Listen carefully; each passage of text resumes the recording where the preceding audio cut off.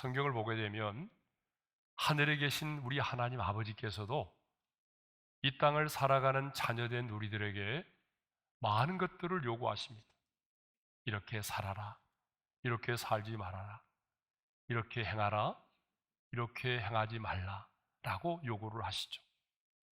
신명기도 보게 되면 하나님은 가나안의 입성을 앞두고 있는 이스라엘 백성들에게 주의 말씀을 지켜 행하라, 그리고 계명대로 살아라 반복하여 말씀하십니다. 진짜 잔소리처럼 들릴 정도로 계속하여 반복적으로 하나님은 말씀을 하세요. 그러면 왜 하늘에 계신 하나님 아버지는 이 땅을 살아가는 당신의 자녀된 우리들에게 이렇게 많은 명령과 규례를 지킬 것을 요구하실까요? 자, 그 이유를 신명기 10장 13절에서 이렇게 말하고 있어요. 우리 함께 읽겠습니다. 다 같이요. 내가 오늘 내 행복을 위하여 내게 명하는 여호와의 명령과 규례를 지킬 것이 아니냐. 자, 내 행복을 위해서라는 거예요. 하나님 자신을 위해서가 결코 아니라는 것입니다. 여러분, 그렇습니다. 하나님은요, 우리가 여호와를 경외하지 않고 또 우리가 그 하나님을 사랑하지 않아도 하나님 그 자체로 완전하신 분입니다. 내가 뭐 그 명령과 규례와 법도를 지켜 행한다고 해서 하나님이 더 거룩하신 분이 되고 또 하나님이 선하신 분이 되는 게 아니에요. 하나님은 그 자체로 온전하시고 완전하신 분입니다. 그런데 왜 하나님은 자녀된 우리에게 끊임없이 여호와를 경외할 것을, 여호와를 사랑할 것을, 아니 그 명령과 법도를 지킬 것을 우리에게 요구하십니까? 하나님 자신을 위해서가 결코 아니라는 거예요. 저와 여러분의 행복을 위해서라고 분명히 말씀하십니다. 자, 여기 행복을 위하여 라고 하는 말, 예? 행복을 위하여라고 하는 말의 원문을 직역해 보게 되면 내게 기쁨이 지속되기 위하여라는 말입니다. 그런데 여러분, 이 세상에요, 그 어떤 것도 기쁨이 지속되게 해줄 수 있는 것은 아무것도 없어요. 돈도 한순간의 기쁨이죠. 명예도 한순간이에요. 세상에 그 어떤 것도 우리로 하여금 기쁨이 지속되게 해주는 것은 아무것도 없습니다. 그런데 우리가 이 땅을 살아가면서 여호와를 경외하고 또 그 하나님을 사랑하고 그래서 그 말씀대로 우리가 순종하여 살아가면 놀라운 사실은 고난의 길이지만 상황을 뛰어넘는 그런 기쁨이 우리에게 주어진다는 사실입니다. 우리는 하나님의 형상대로 지음받은 사람들입니다. 하나님의 형상대로 지음을 받은 우리 인간은요, 내가 하나님을 경외하고 그리고 내가 마음을 다하여 하나님을 사랑하고 그분이 말씀하신 대로 그 명령에 순종하여 살아가게 되면 놀라운 영혼의 기쁨과 행복이 임한다는 것입니다. 이것은 경험해 본 사람만 알 수 있습니다. 네. 오늘 우리에게 부모를 공경하고 순종하라고 명령하신 이유도 마찬가지입니다. 자, 신명기 5장 16절에 보게 되면 이런 말씀이 있습니다. 다 같이요.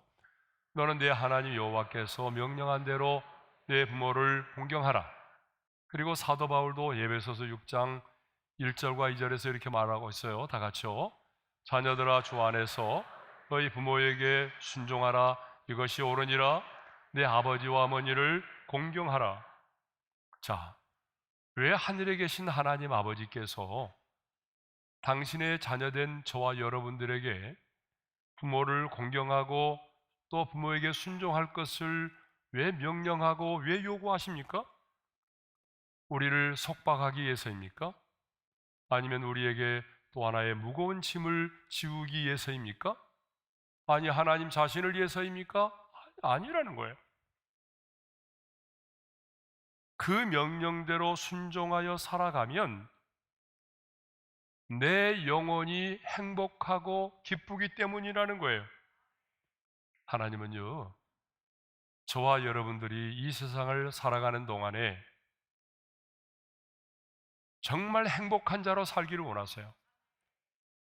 넓은 길을 걸으면서, 멸망의 길을 걸으면서 순간의 쾌락을 맛보며 사는 것보다는 십자가를 지고 내 자신을 부인하고 좁은 길을 걸을지라도 하나님이 주시는 평안과 기쁨을 누리며 행복한 자로 살기를 원하십니다.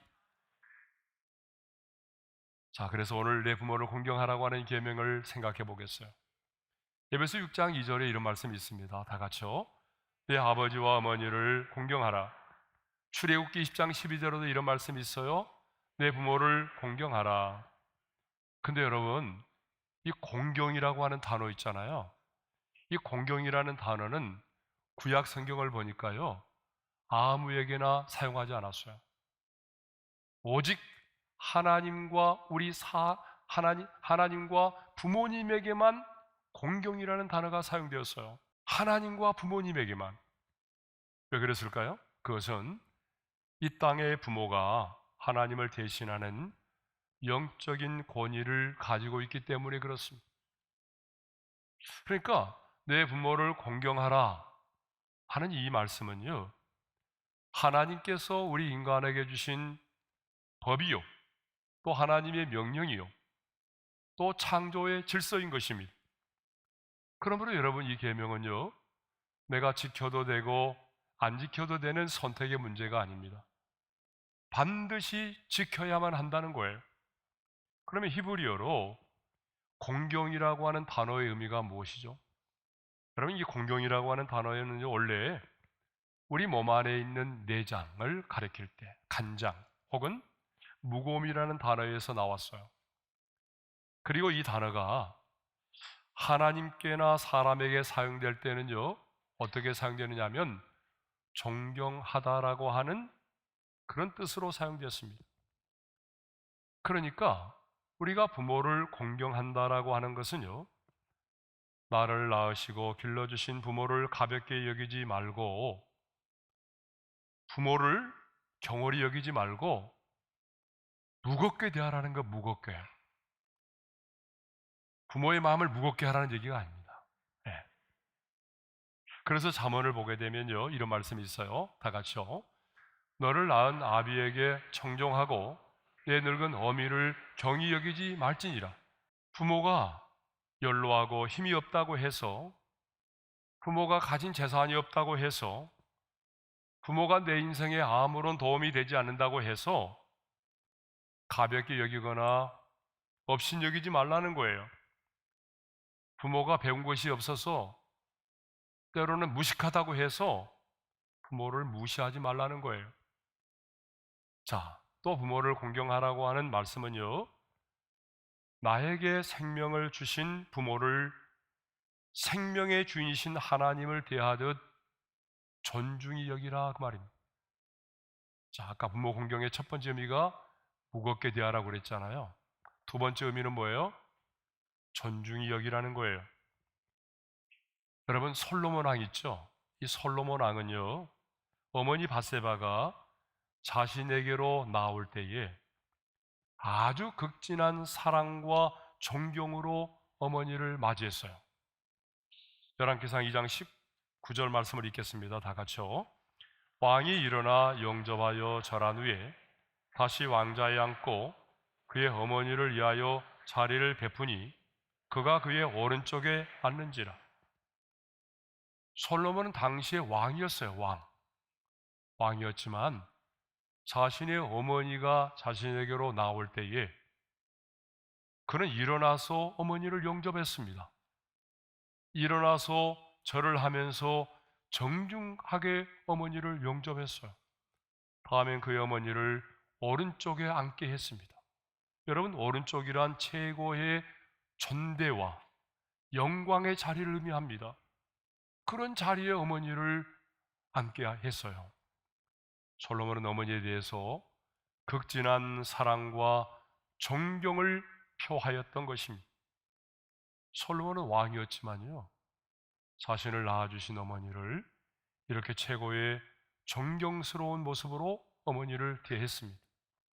그렇습니다. 여러분, 부모를 공경하는 것은요, 나를 낳으시고 길러주신 그 부모님을 가볍게 여기지 않고 존중히 여기는 마음의 태도를 말하는 것입니다.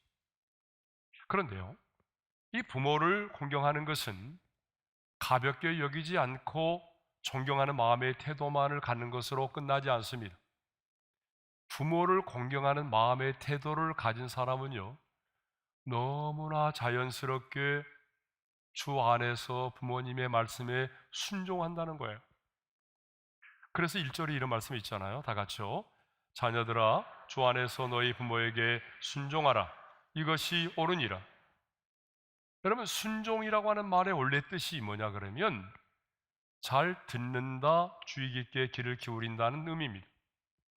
그러니까 부모님을 공경해서 마음으로부터 부모의 권위를 인정하는 사람은 부모의 말씀을 잘 듣는다는 거예요. 부모님의 말씀에 주의를 기울여서 집중하여 듣는다는 것입니다. 그러므로 부모에게 순종하라고 하는 이 말씀은 부모님의 말씀을 잘 듣고 그 말씀에 따라 행동하는 것을 말합니다. 그런데 여러분, 자, 부모를 공경하라고 하는 이 말씀에는 조건이 있어요, 없어요? 조건이 없어요. 부모를 주 안에서 공경하라 이렇게 말씀하지 않아요. 그런데 부모에 대한 순종은 뭐예요? 조건이 있어요. 우리 다시 한번 1절을 읽어볼까요? 다 같이요. 자녀들아, 주 안에서 너희 부모에게 순종하라. 이것이 옳으니라. 그러니까 부모의 말씀에는요, 조건이 있어요. 순종에는 조건이 있다는 거예요. 그 조건이 뭐예요? 주 안에서입니다. 주 안에서예요. 그러면 주 안에서라는 말의 의미는 뭘까요? 진리 안에서 순종하라는 것입니다. 예수님의 관점에서 순종하라는 거예요. 그러니까 여러분, 공경과 순종은요, 굉장히 유사한 것처럼 보이지만 차이가 있어요. 공경은요, 부모의 권위에 대한 마음의 태도를 가리키는 거예요. 순종은요, 부모의 권위에 반응하는 외적인 행동을 가리킵니다. 근데 여러분, 한번 물어보겠습니다. 순서로 본다면 공경이 먼저일까요? 아니면 순종이 먼저일까요? 공경이 먼저요. 왜냐하면요, 공경이 없이는요, 진정으로 부모의 말씀에 순종할 수가 없어요. 참된 순종은요, 공경에서부터 나오기 때문이죠. 물론 공경이 없이 순종하는 자도 있을 수 있어요. 그러나 엄밀하게 말하면 그것은 이선이고 가식이죠. 그래서 부모를 공경하는 것이 먼저라는 거예요. 그런데 부모를 공경하는 것이 아니라 부모를 공격하는 사람들이 많아지고 있어요. 네? 왜 오늘 성도들이 신앙생활을 하면서도 부모를 공경하지 못합니까? 부모를 공경하지 못하는 데는 다 이유가 있어요. 물어보면 다 이유가 있어요. 가장 많은 이유가 뭔지 아세요? 부모가 부모답지 않기 때문이라는 거예요. 부모님이 내게 해준 게 뭐가 있느냐라고 하는 거예요. 좀 더 구체적으로 들여다보게 되면 부모로부터 너무나 많은 상처를 받았기 때문이라는 거예요. 사실 자녀는요, 부모로부터 가장 많은 사랑을 받기도 하지만 또한 부모로부터 가장 많은 상처를 받는 관계이기도 합니다. 그럼에도 불구하고 하나님의 사람인 우리는 그 부모를 공경해야 한다는 것이죠. 왜냐하면 내 부모를 공경하라고 하는 그 계명에는 어떤 조건도 붙어 있지 않기 때문입니다. 그렇습니다. 부모 공경에는요, 어떤 조건도 붙어 있지 않아요. 또 하나의 이유가 있어요. 또 하나의 이유는 그가 내 아버지, 내 어머니이기 때문입니다. 하나님께서 그 부모를 통하여 나를 이 세상에 태어나게 하셨기 때문입니다. 그러므로 자녀는 그럼에도 불구하고 부모를 공경해야 된다라고 성경은 말합니다. 허물과 약점이 있음에도 불구하고 부모를 공격하지 말고 부모를 공경해야 된다라고 가르칩니다.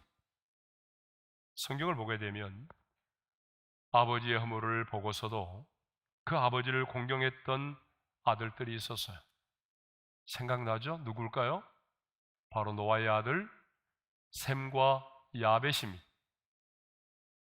당대 의인이요 하나님 앞에서 완전한 자였던 노아가 이런 실수를 했어요. 홍수 이후에 포도주를 많이 마시고 취해가지고 말이죠, 옷을 그냥 다 벗어버리고 벌거벗은 채로 장막 안에서 누워서 자고 있었습니다. 그때 그 아버지의 부끄러운 모습을 보았던 아들 함은 밖으로 나가서 이 사실을 다른 두 형제에게 알렸습니다. 여기서 알렸다는 말은 귓속말로 속삭였다는 말이 아니에요. 경멸과 조롱의 태도를 가지고 까발리고 다녔다는 것을 말하죠.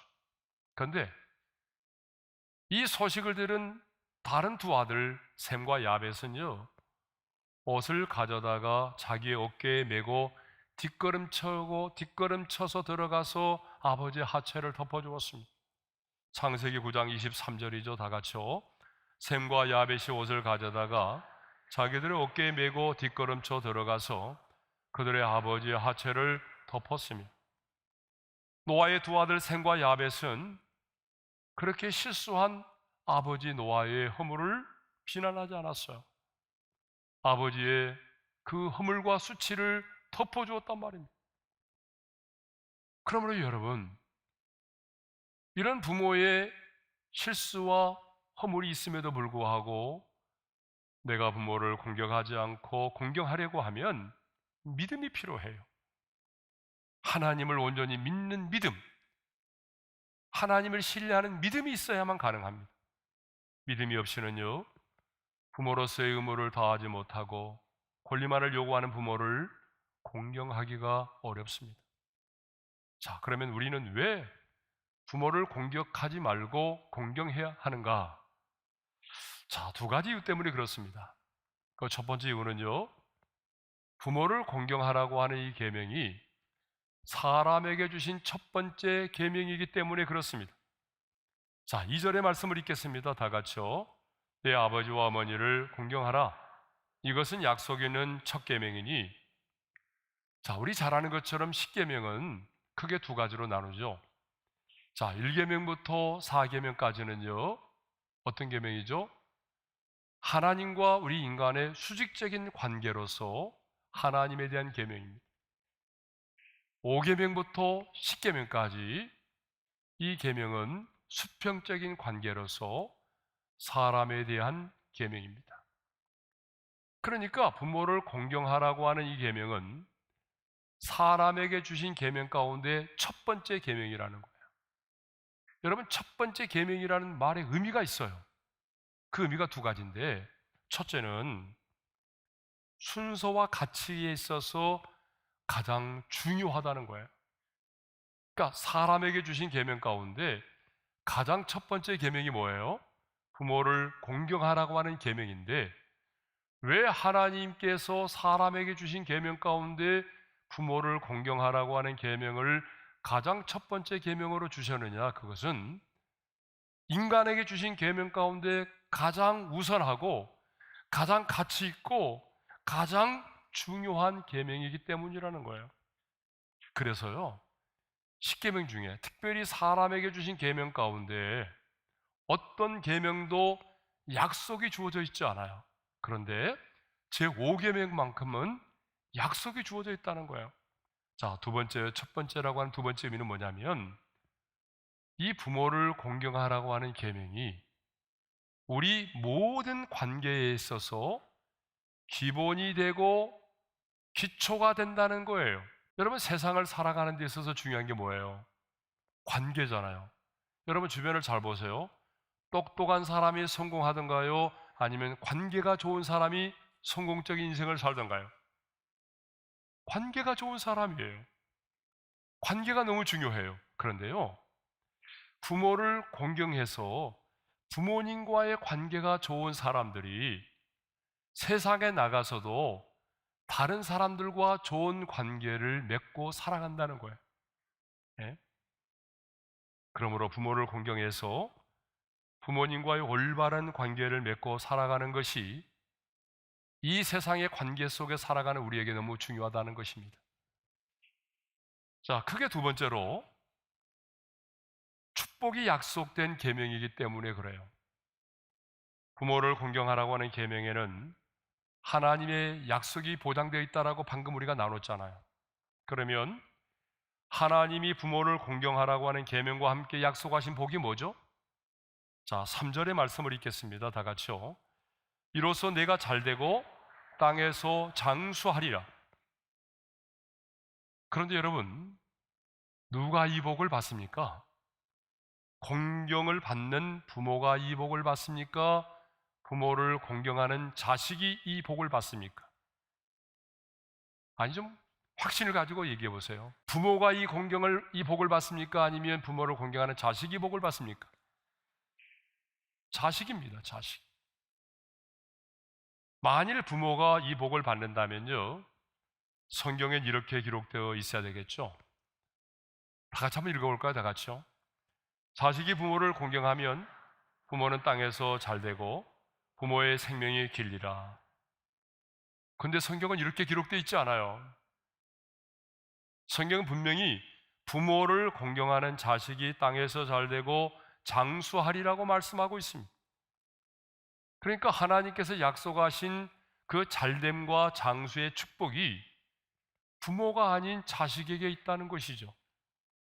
그런데 우리는요, 내가 부모를 공경하면 부모만 좋고 나는 손해를 본다는 생각을 가지고 있어요. 많은 분들이. 근데 여러분, 이제는 그것은 세상 사람들이 하는 계산의 방식입니다. 세상 사람들이 하는 계산의 방식은, 그래, 내가 부모님에게 이렇게 많은 용돈을 드리면 내가 당연히 손해지, 부모님만 이익 보는 거 아니야? 여러분, 이런 생각을 한단 말이에요. 이것은 이 땅에 속한 사람들의 계산의 방식이에요. 근데 하나님의 계산의 방식은 너무 달라요. 우리가 이 땅에 살면서 부모를 공경하면 결코 그것이 내게 손해가 되지 않고 훗날에 내 인생의 행복이 되고, 그리고 내가 이 땅에 사는 동안에 잘됨과 장수의 복을 받게 된다는 것입니다. 하나님이 약속을 하셨어요.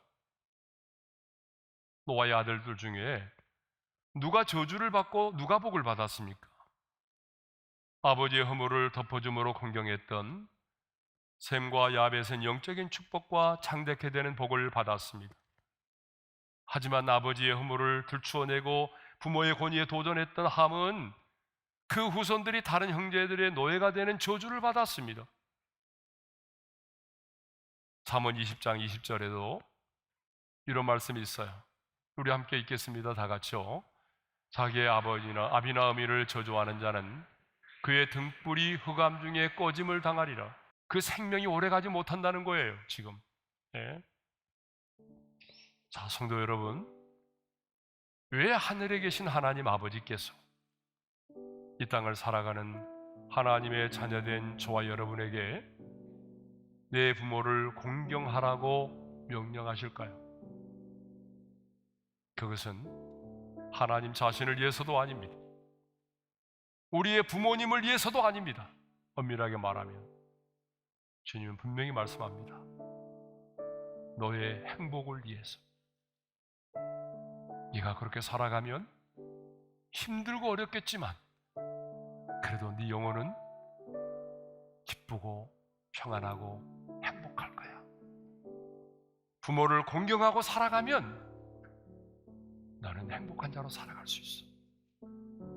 그러나 어떤 이유에서든지 간에 부모와 담을 쌓고 부모에게 불효하고 살아가면 여러분, 우리는 끊임없이 매임을 당합니다.